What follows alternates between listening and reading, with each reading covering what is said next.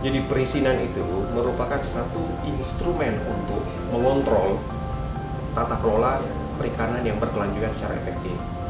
Jadi dengan adanya perizinan ini kita bisa mengatur seberapa banyak misalnya kapal-kapal yang bisa menangkap ikan di Indonesia. Bagaimana kepatuhan dari para pelaku usaha. Bagaimana misalnya tata kelola perikanan berkelanjutan bisa dijamin, itu instrumennya adalah kontrol ini. Jadi sangat penting sekali.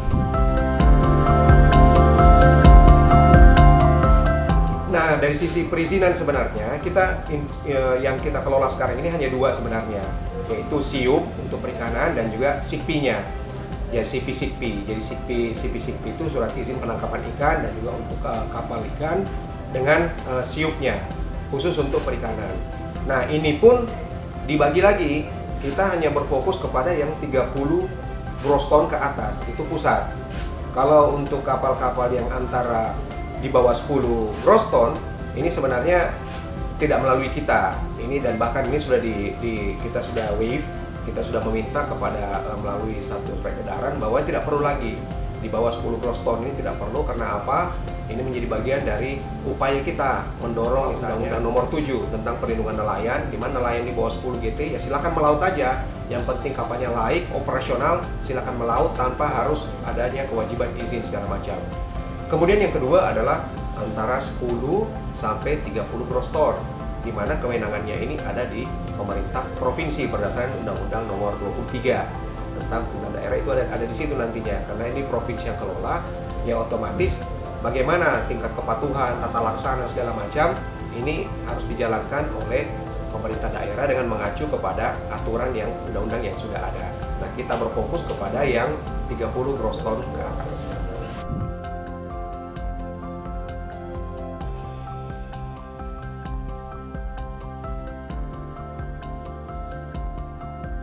Kerugian negara sangat besar. Pertama, misalnya dari markdown. Puluhan ribu kapal yang melakukan markdown itu tentu saja misalnya GT-nya 100 tapi mengakunya cuma 25 atau 30. Selisihnya inilah total kerugian negara dari sisi PNBP, tentu saja pembayaran pajak. Dari sisi produksi ikan, ini juga selisih produksi ikan yang dilaporkan. Karena kalau kapalnya misalnya tertulis 30 GT, meskipun ukuran sebenarnya 100 GT, kemungkinan besar dia tidak akan melaporkan lebih dari 30 GT kan. Jadi ini potensi kehilangan laporan juga. Nah, ini juga cukup besar.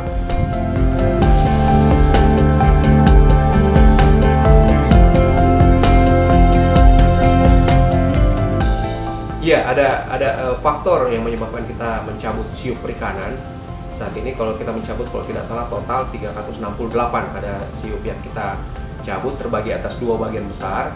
Yang pertama itu adalah 137 SIUP, itu kita cabut karena sudah lebih dari 2 tahun itu tidak operasional lagi, tidak berjalan lagi, dan juga diindikasikan ini adalah bagian dari kapal eks asing, di mana menurut aturan negara, aturan yang sudah ada, Perpres nomor 44, perikanan tangkap itu tidak boleh untuk asing lagi, tidak boleh lagi, sehingga kapal-kapal ini memang harus kita, SIUP-nya sudah kita eliminate. Ini akan segera kita kirimkan juga kepada Kementerian Perhubungan, pihak terkait agar segera dikeluarkan dari daftar SIUP yang ada.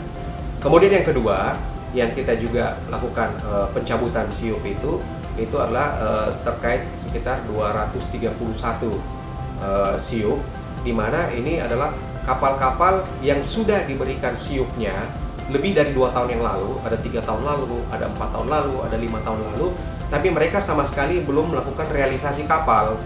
Jadi belum ada pembuatan kapal, belum ada apa-apa, ya SIUP saja.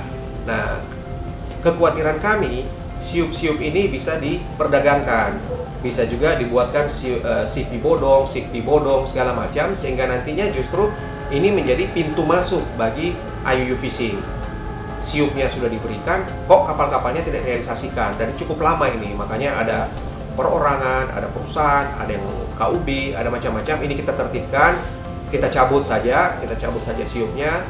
Artinya mungkin kita anulir lah, bahasa ini kita anulir, sehingga apa? Nanti jumlah SIUP itu tidak lagi seperti sekarang. Kadang-kadang jumlah SIUP-nya lebih besar dari jumlah kapalnya. Ini kan rasional. Padahal banyak siup-siup yang tidak direalisasikan ini. Ini lagi kita tertibkan satu persatu dan kita koordinasi intensif nanti dengan pihak-pihak terkait.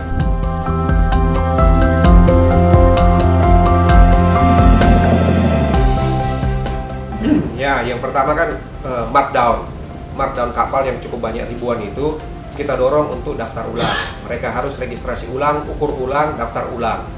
Dan ini belum semuanya selesai. Ini masih berjalan juga sehingga kita bekerja sama dengan daerah juga, kita bekerja sama dengan Hubla dan Kementerian Perhubungan untuk memastikan semua kapal Indonesia ini dipastikan ukur ulang. Karena praktek fakta yang kita temukan kan markdown ini cukup banyak dan umum dilakukan. Itu satu, jadi sementara berjalan meskipun sebagian besar sudah kita kelola. Yang kedua, terkait dengan alat tangkap.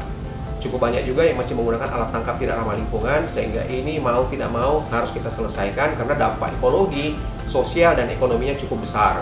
Ini yang kita lakukan. Ketidakpatuhan yang cukup besar terjadi di pelanggaran wilayah penangkapan ikan. Jadi ribuan kapal setiap tahun itu melakukan pelanggaran wilayah penangkapan ikan. Harusnya dia menangkap di zona tertentu, di WPP tertentu, dia masuk di wilayah-wilayah lain. Akhirnya muncul konflik, keluhan, atau macam-macam persoalan. Sehingga ini kita atasi dengan misalnya memperketat optimasi VMS-nya. Pemanfaatan vessel monitoring system ini harus dioptimalkan sehingga kita bisa tracking sejauh mana mereka melakukan pelanggaran, dan otomatis ini akan ada nanti sanksi terhadap proses perizinan mereka kalau melanggar di situ.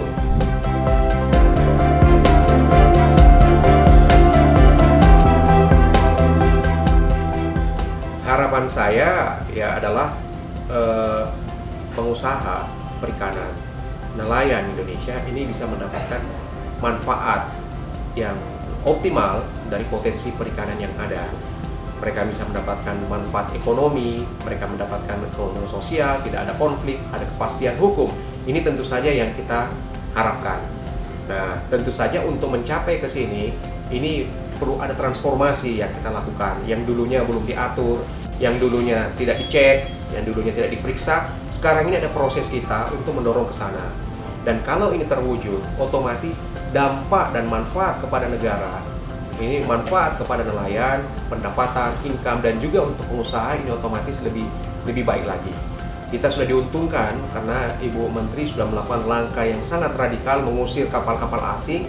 Ini keuntungan luar biasa sehingga potensi perikanan yang ada saat ini 100% untuk nelayan Indonesia, untuk pengusaha nasional. Mari kita manfaatkan potensi ini supaya bisa optimal. Instrumen perizinan memastikan agar mereka patuh, kemudian mereka melakukan kewajiban-kewajibannya supaya sumber daya perikanannya berkelanjutan, berkeadilan, dan bertanggung jawab. Saya kira ke situ harapan kita.